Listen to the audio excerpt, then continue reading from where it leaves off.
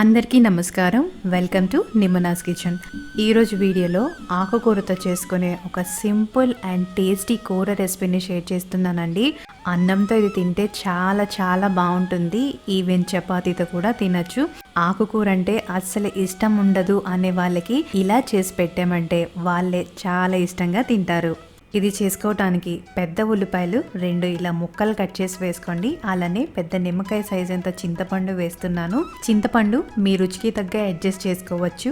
1/2 tea spoon పసుపు, రుచికి తగ్గ కారం, రుచికి తగ్గ ఉప్పు, ఒక 20 వరకు వెల్లుల్లి రెబ్బల్ని వేస్తున్నాను. ఈ వెల్లుల్లి వేయడం వల్ల కూర చాలా మంచి వాసన వస్తుంది. తర్వాత వీటిని మెత్తగా కాకుండా ఇలా బరకగా గ్రైండ్ చేసి పెట్టుకోవాలి.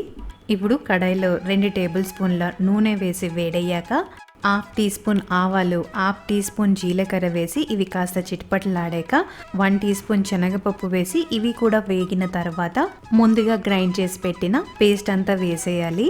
ఇప్పుడు ఒకసారి మొత్తంగా కలుపుకొని మంటని మీడియంలో పెట్టి ఈ పేస్ట్ పచ్చివాసన పోయేంత వరకు వేయించాలి. ఇప్పుడు సన్నగా కట్ చేసిన 3 పచ్చిమిరపకాయ ముక్కలు, అలానే ఒక పెద్ద కట్ట పాలకూరని వేస్తున్నానండి. మీరు పాలకూర కాకుండా వేరే ఆకుకూర కూడా వాడచ్చు. మూతని పెట్టి ఆకుకూర కాస్త మగ్గిన తర్వాత మధ్య మధ్యలో కలుపుతూ ఉండండి. ఇందులో మనం నీళ్ళు వేసే అవసరం లేదు. ఆకుకూరలో ఉండే నీళ్ళతోనే కూర అయితే చక్కగా ఉడికిపోతుంది. చూడండి ఎంత చక్కగా ఉడికిందో. ఇలా చక్కగా ఉడికిన తర్వాత దించేయటమే. అయితే మీరు ఒకసారి ఉప్పు కారం చెక్ చేసుకోండి. అవసరమైతే మీ రుచికి తగ్గ అడ్జస్ట్ చేసుకోవచ్చు. నిజం చెప్తున్నానండి, ఆకుకూరతో ఈ విధంగా చేస్తే చాలా చాలా బాగుంటుంది. వేడి వేడి అన్నంలో ఈ ఆకుకూర కలుపుకొని తింటూ ఉంటే సూపర్ ఉంటుంది. అందరికీ నచ్చేస్తుంది.